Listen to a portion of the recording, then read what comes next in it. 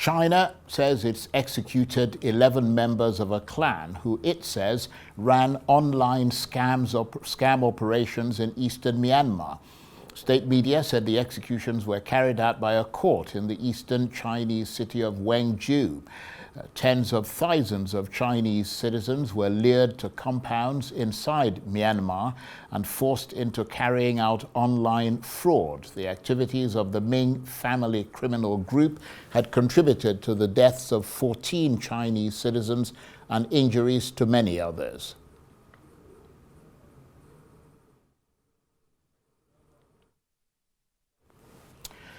Now, January has seen a conveyor belt of Western world leaders heading in the direction of China, many keen to build bridges with the superpower after Donald Trump's tariff war. And now it's the turn of Keir Starmer, the first British Prime Minister to visit China in 8 years. He's been meeting President Xi Jinping to try and strengthen trade and cultural ties between the two countries after years of strained relations.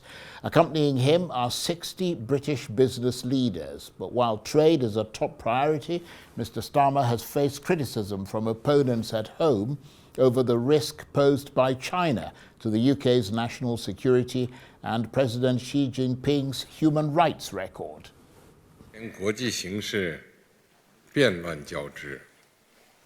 The current international situation is a complex tapestry of warming relations and intertwined challenges. As permanent members of the UN Security Council and major world economies, both China and the UK, whether for the sake of maintaining global peace and stability or promoting the economic well-being of our two nations, need to strengthen dialogue and cooperation. Your visit this time has garnered a high level of attention. As long as it is the right thing to do, aligning with the fundamental interests of the nation and its people, leaders should not shy away from difficulty but forge ahead courageously, taking a long-term view of things. As long as we uphold a broad historical perspective, transcend our differences, and respect one another, we will be able to deliver answers that can stand the test of history. President Xi, as you have said, this is the first visit by a UK Prime Minister in 8 years. To my mind, that's been far too long. I'm delighted that I have a very strong delegation with me. We have nearly 60 great British businesses and cultural organisations travelling with us. What they want and what I want is to grow and expand in China. I've long been clear that the UK and China need a long-term, consistent and comprehensive strategic partnership. China is a vital player on the global stage, and it's vital that we build a more sophisticated relationship.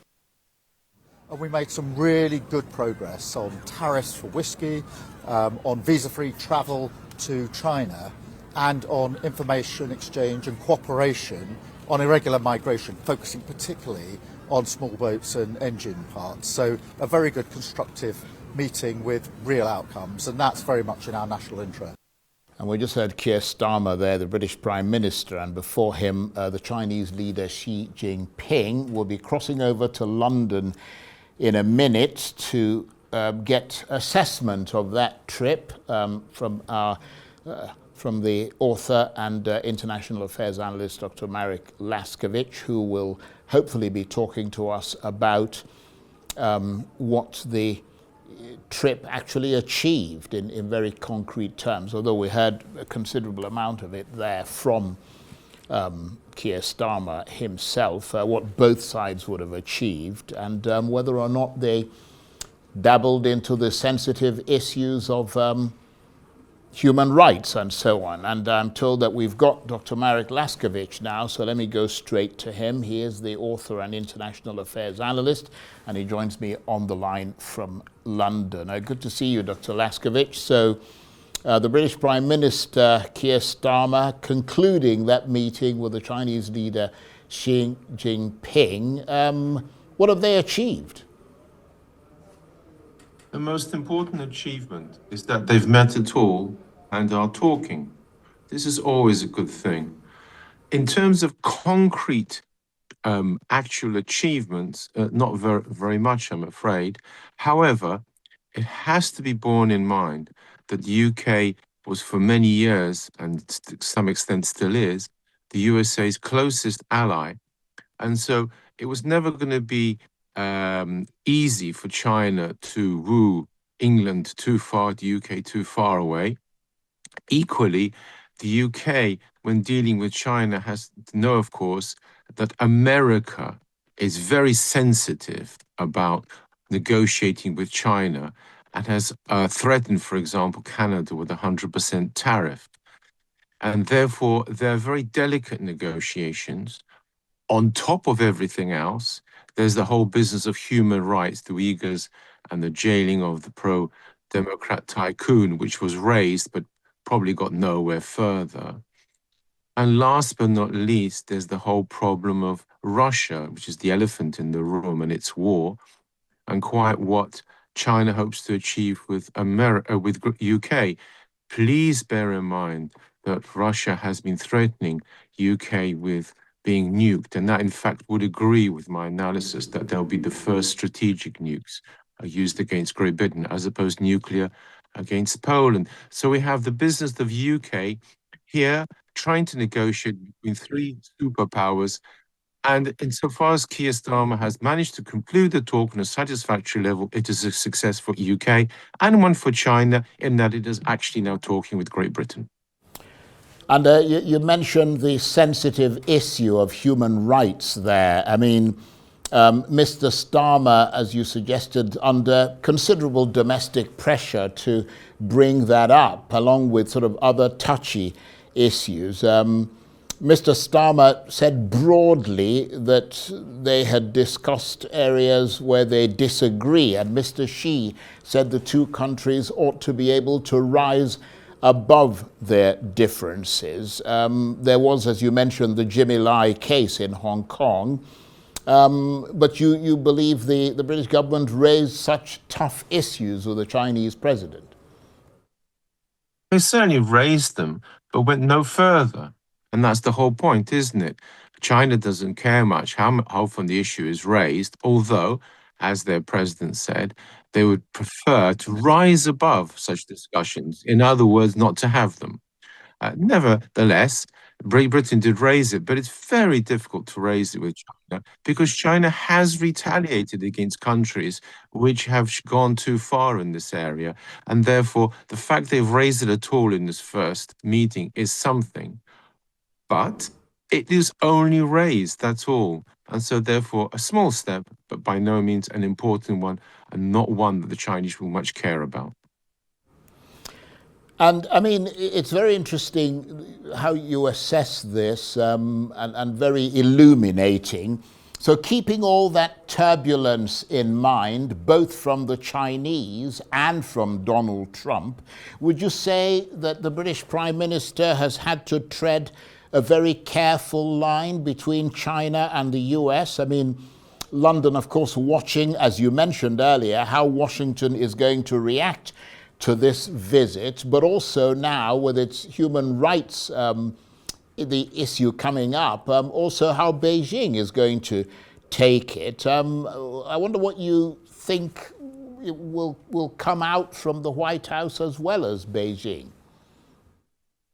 The White House is ever quite unpredictable, but I think because so little was achieved by Keir Starmer, the very thing he's been criticized for domestically is the very thing that will save him with the White House.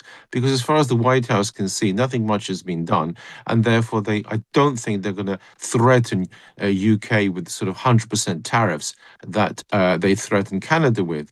So therefore, from the point of Keir Starmer's visit, that is, I say, a success insofar as managed somehow to appease all the superpowers in the sense that not rile any of them, make a visit to China and get some sort of contact, some minor concessions, manage even to raise the human rights issue without any retaliation, as far as one can tell, from the Chinese. So a very diplomatic visit. And to be quite honest, not much more can be expected as a first visit. It's just not possible.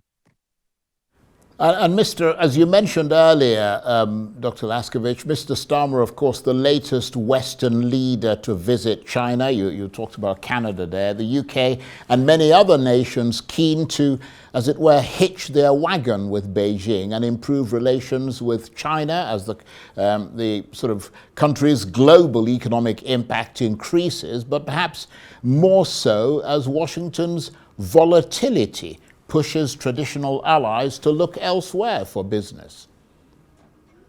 Yeah, there's three aspects to this. The first and foremost is the very most important visit of all, far overshadowing that of the UK, was Canada.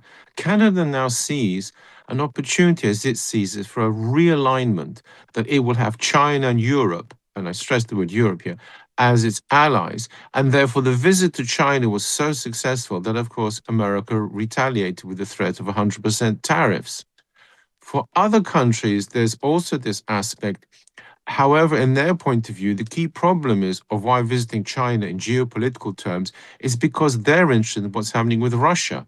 And as China is Russia's semi-ally, it therefore follows that getting in touch with China, having relations with China, is very important, because in a very real sense, Russia hinges on its entire war on China.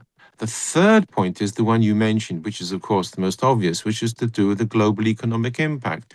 And therefore, since Donald Trump introduced the turmoil in the economic markets, countries are now more keen than ever to establish normal bilateral contacts, as opposed to the multilateral world we lived in before. And therefore, the UK, all those other countries, and of course Canada, also went in to improve economic links with China, because, as you said, it is such an important market and in such an important manufacturer in world terms. Thank you, Dr. Laskiewicz. Much obliged to you. Dr. Marek Laskiewicz is the author and international affairs analyst who was talking to me on the line from London.